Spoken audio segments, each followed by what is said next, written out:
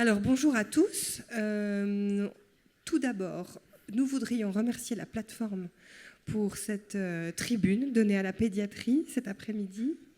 Et nous allons commencer par une intervention de Victoria Corvest, qui est médecin pédiatre à l'équipe de soins palliatifs intra- et extra-hospitalières du canton de Vaud, en Suisse, et qui va nous présenter un travail qu'elle a mené sur la notion de complexité en soins palliatifs pédiatriques. Merci Delphine. Alors bonjour à toutes et à tous. Comme tu l'as dit, moi je remercie aussi les organisateurs de la plateforme pour cette invitation. Alors on m'a demandé de parler de la complexité en soins palliatifs pédiatriques, tout en abordant quelques notions de base sur les soins palliatifs pédiatriques en général et sur ses spécificités. Donc je ne vous cache pas qu'en 20 minutes, ça représente un certain défi, mais je vais essayer de faire du mieux possible. Donc, on va déjà commencer par évoquer les enjeux de la compréhension de la complexité en médecine. Ensuite, apporter un éclairage sur la définition de la complexité en médecine palliative et en s'intéressant du coup plus spécifiquement à la médecine palliative pédiatrique et à ses spécificités. Et pour finir, j'essaierai de vous amener quelques repères et pistes de réflexion autour de la question de comment faire face à cette complexité. Alors déjà, on se rend compte qu'il existe un intérêt grandissant sur la question de la complexité en médecine. On peut voir ici que les études qui portent sur ce sujet se sont vraiment multipliées sur les 2 dernières décennies, et en particulier sur les dernières années. Le terme de situation complexe est beaucoup utilisé dans notre pratique clinique quotidienne. On l'a beaucoup entendu ces 2 derniers jours. Et en fait, il renvoie à une grande variété de situations, au risque d'être galvaudé. Donc, moi, je me suis intéressée à ce sujet de recherche aussi parce que ça me semblait important de clarifier certaines notions, certains concepts autour de la question de la complexité. Alors, déjà, pourquoi s'y intéresser ? Pourquoi vouloir mieux comprendre ce qui se cache derrière ce terme de complexe ? En plus de l'enjeu de la meilleure compréhension des besoins liés à une situation complexe, il y a l'enjeu d'y allouer les bonnes ressources. D'autant plus dans notre contexte actuel de limitation des ressources et des budgets dans le domaine de la santé. Car les situations complexes, elles nécessitent de mobiliser finalement certaines expertises à la fois sur la durée, c'est ce qu'on voit ici, ce qui est entouré en rouge, ou au-delà des compétences locales. Et ça nécessite également un travail en interprofessionnalité et interdisciplinarité. Alors, en termes d'allocation des bonnes ressources, plus spécifiquement en médecine palliative ou médecine palliative pédiatrique ou adulte, la complexité, elle va être surtout vue comme un critère d'orientation vers des soins palliatifs spécialisés. La compréhension de la complexité va donc représenter un enjeu important car elle va permettre de fournir une compréhension partagée du moment opportun où on peut faire intervenir des équipes spécialisées. Et c'est aussi un concept qui commence à émerger en soins palliatifs pédiatriques, c'est ce qu'on peut voir ici sur cette figure.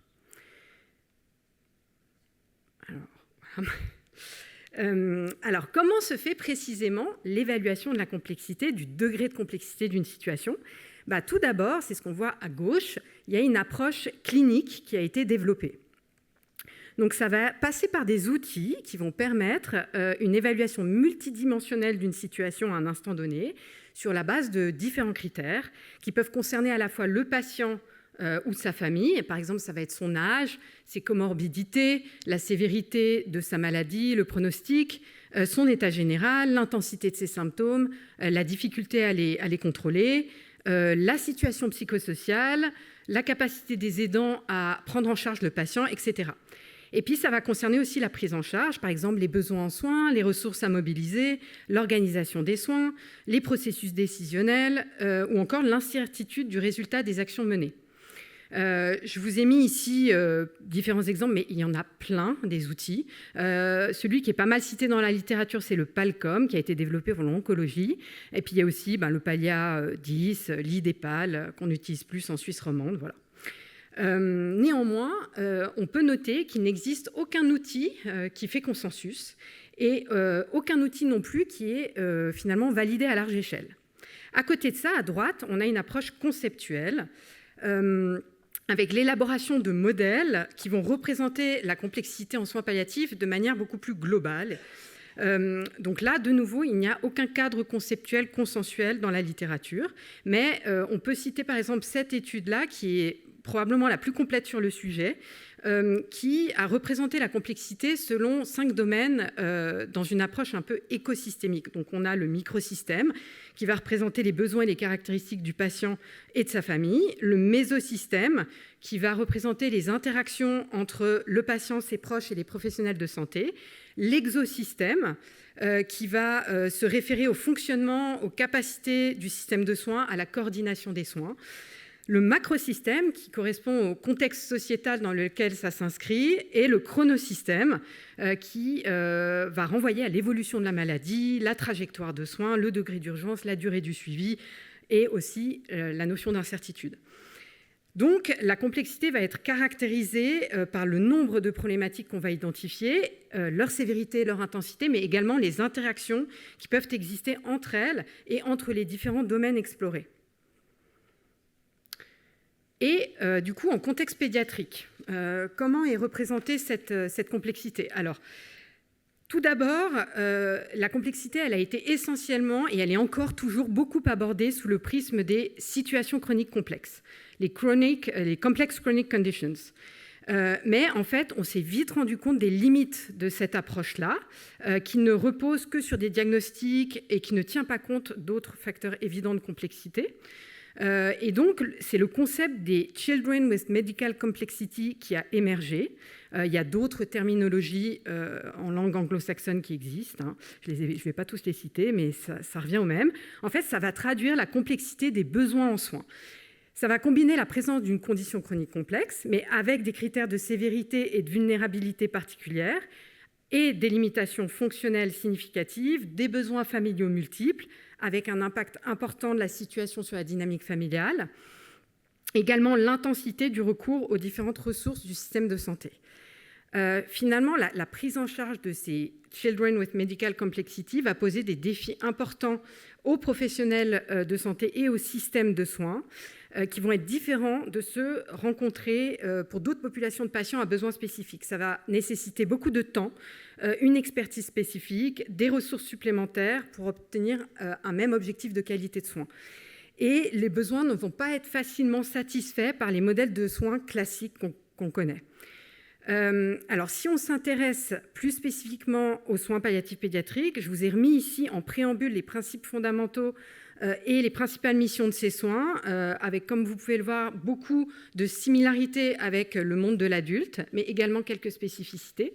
Donc, ça va être une prise en charge globale des enfants et adolescents qui vont être atteints d'une maladie susceptible d'abréger leur vie, dans ces dimensions physiques, psychiques, socioculturelles, spirituelles et éthiques, qui va nécessiter donc une interdisciplinarité. Il va y avoir un focus sur la qualité de vie et le confort. Donc, tout ça, c'est des choses que vous connaissez chez l'adulte.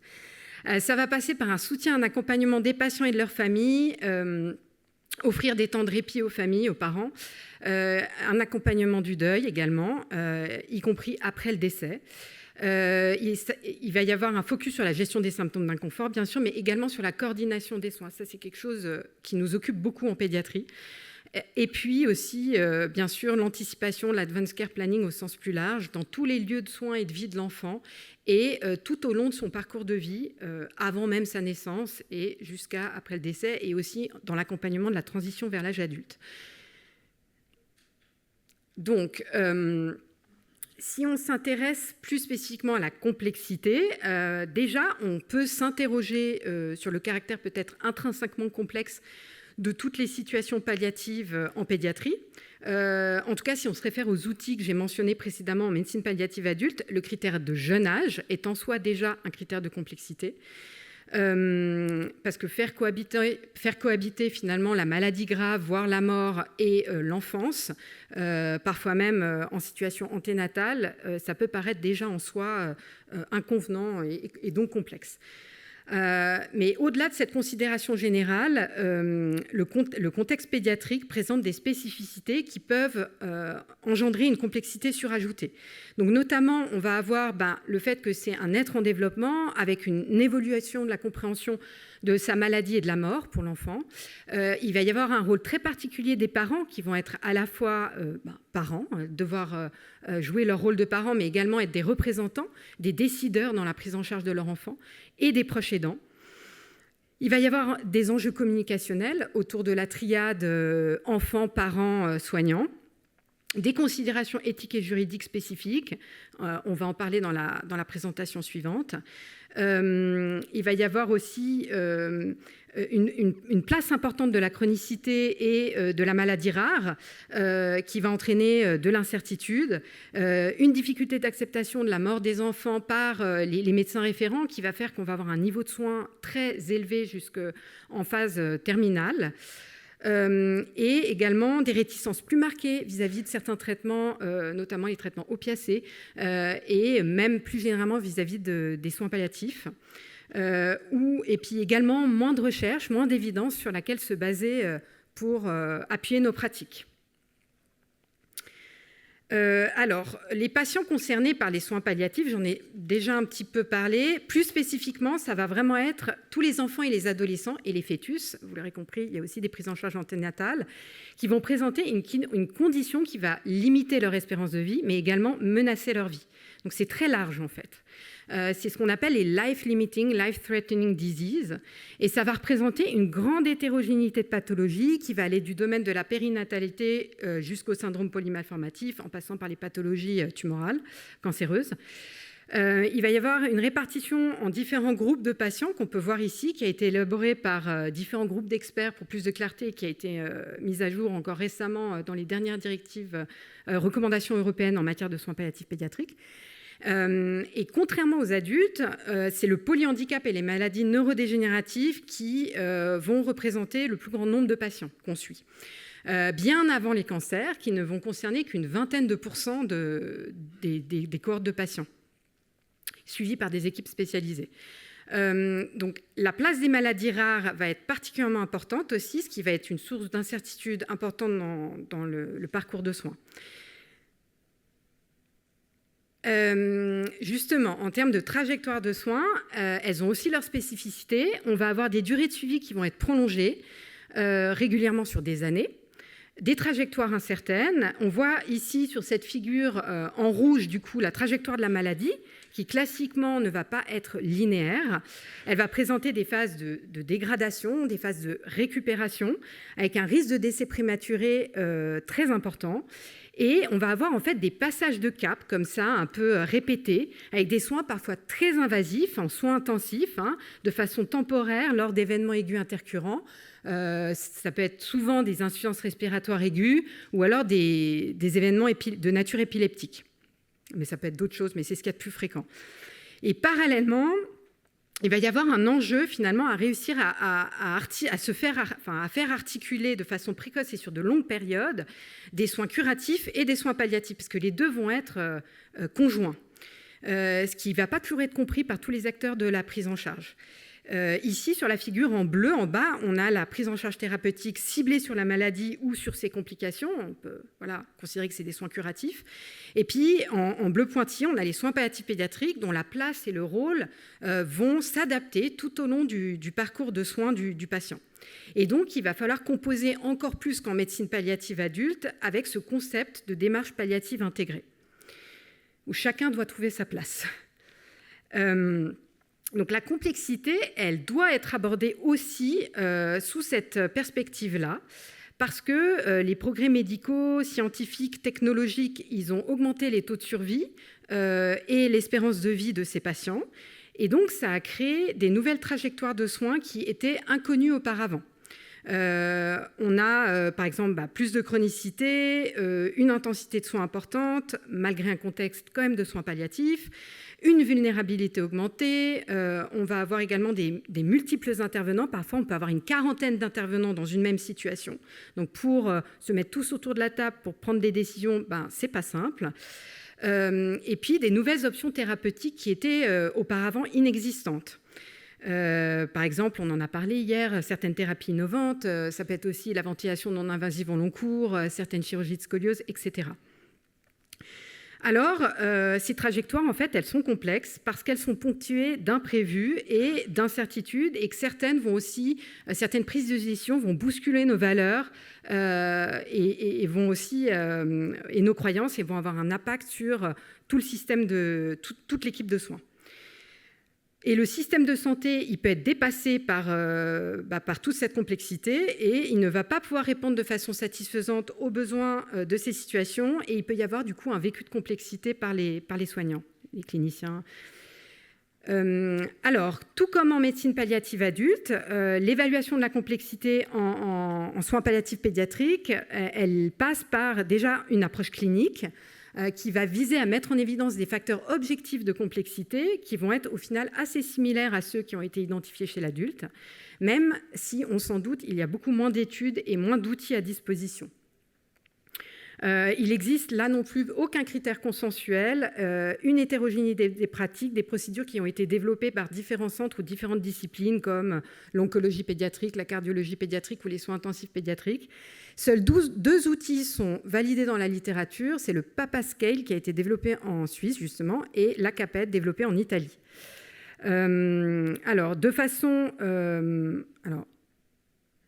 Toujours pour faire le parallèle avec la médecine palliative adulte, il y a aussi une approche conceptuelle qui est possible, avec divers déterminants de la complexité qui ont pu être identifiés, par exemple, dans cette étude. Donc, ça va être des facteurs relatifs au contexte macrosystémique, socio-familial, liés au patient ou à sa maladie, au parcours de soins, ou encore à la notion de souffrance globale de tous les acteurs du système. Et ça, c'est quelque chose d'assez nouveau qu'on n'a pas trop décrit dans la littérature adulte, en tout cas au sujet de la complexité. Et de façon plus globale, ce qui va faire complexité, c'est ce qui est représenté dans la colonne de droite là, de la figure. Ça va être la multiplicité des facteurs et des paramètres. Par exemple, de multiples facteurs de vulnérabilité associés à des besoins nombreux, des intervenants multiples, des lieux de soins qui se démultiplient, de nombreuses ressources mobilisées différentes, etc. Ça va être le caractère inhabituel de la situation qui va faire que le soignant va avoir peu de repères pour y faire face. Il va peu pouvoir s'appuyer sur son expérience pour trouver des solutions. Du coup, ça va engendrer un effort réflexif qui va nécessiter aussi de mobiliser des ressources et des expertises externes. Et en plus, in fine, on a souvent un sentiment de mise en échec de la situation. Elle peut apparaître bloquée, on n'arrive pas à la solutionner. C'est ça, en fait, la définition de la complexité. On peut faire le parallèle avec la théorie des systèmes complexes en science ou la théorie de la pensée complexe, parce que les systèmes complexes, ils sont marqués par une forme de singularité, d'imprévisibilité, face à laquelle aucun protocole standardisé ne va pouvoir apporter des solutions. Et c'est dans ces cas-là que l'approche finalement réflexive, délibérative, interdisciplinaire fait tout son sens. Donc, quelle stratégie on peut développer, quelles ressources on peut mettre en œuvre pour faire face à cette complexité? Alors, on peut utiliser des stratégies comme aide à la réflexion, comme levier d'action, ou tout simplement aussi pour se conforter dans son appréciation d'une situation, parce que parfois on est juste perdu parce finalement on n'est pas sûr de faire juste. On peut solliciter du coup des expertises externes, des deuxièmes avis, des médecins d'autres équipes, par exemple, des intervenants qui ont un lien privilégié avec la famille, des médiateurs transculturels, des éthiciens, des représentants religieux, des juristes, etc. On peut organiser des réunions en équipe élargie, inter-équipe également, interdisciplinaires, qui vont être répétées si nécessaire, avec la participation de consultants experts extérieurs. On peut avoir recours à des débriefings en équipe, des supervisions d'équipe, des analyses de pratiques professionnelles. Et puis, on va solliciter les ressources du réseau régional de professionnels, ou même externes. Alors, il va falloir aussi composer avec l'incertitude. Ça va être un enjeu important. Donc, ça va être d'avoir une conscience éclairée des limites de nos savoirs et des aléas. C'est à pouvoir rencontrer l'imprévu qu'il faut être préparé et non à tout prévoir. Ensuite, ça va être d'accepter la prise de risque de chaque décision. Il peut être important aussi parfois de prendre le temps de savoir reporter une décision, néanmoins. Et puis, ça va être d'apprendre à communiquer sur cette incertitude aussi.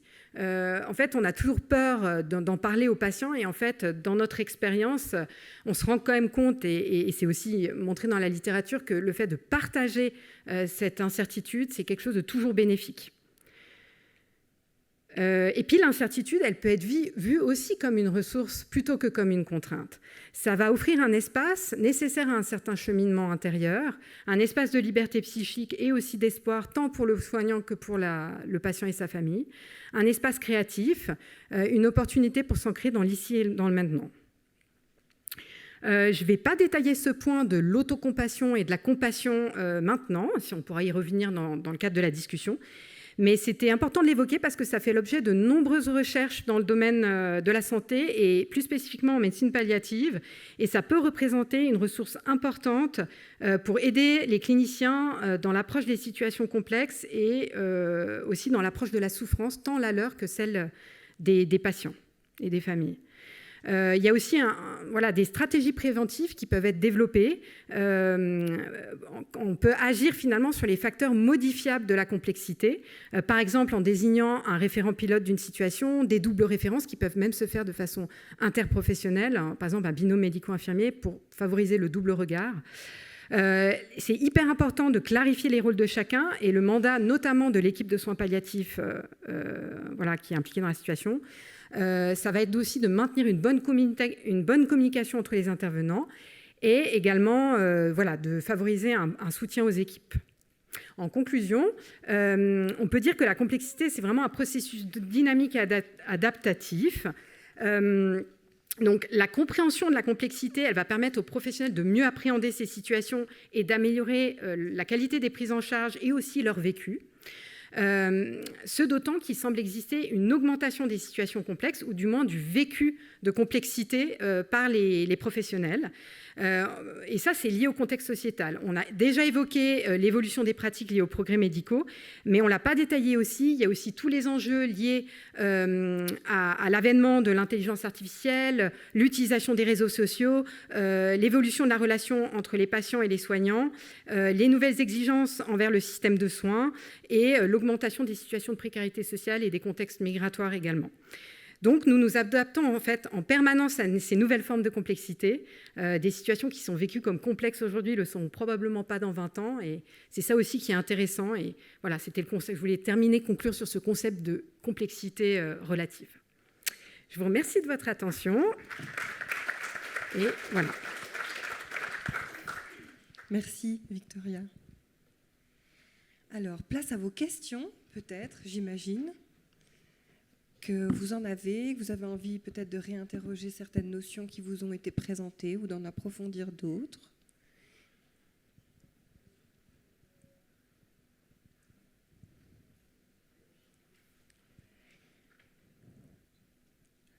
Alors, moi, j'aimerais te demander si tu peux nous parler un petit peu de cette notion d'autocompassion. Oui, alors... c'est quelque chose qu'on entend beaucoup maintenant dans les congrès, dans les réunions, on va au-delà de l'empathie. Bien sûr, il y a l'empathie qui nous permet d'avoir une approche du patient consciente, la prise de conscience de sa souffrance. Et là, en fait, ça va se traduire en acte, en intentionnalité.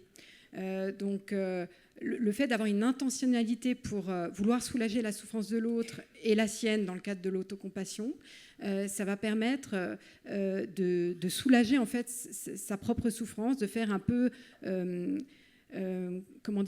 par exemple, ne serait-ce que par des actes simples, par exemple juste le fait d'être présent, et c'est pas juste le fait, c'est important d'être présent, mais d'être présent en conscience auprès du patient et de sa famille, le fait de prendre conscience de l'importance que ça peut avoir, ça nous soulage en fait. On a toujours l'impression de vouloir faire plein de choses. Finalement, ne serait-ce que par cette prise de conscience que par des choses simples, on peut apporter beaucoup, c'est un genre de trigger qui nous permet d'améliorer notre propre vécu et c'est prouvé dans la littérature que ça diminue de manière significative la détresse du soignant et aussi ça améliore le vécu des patients, des familles et la qualité des prises en charge.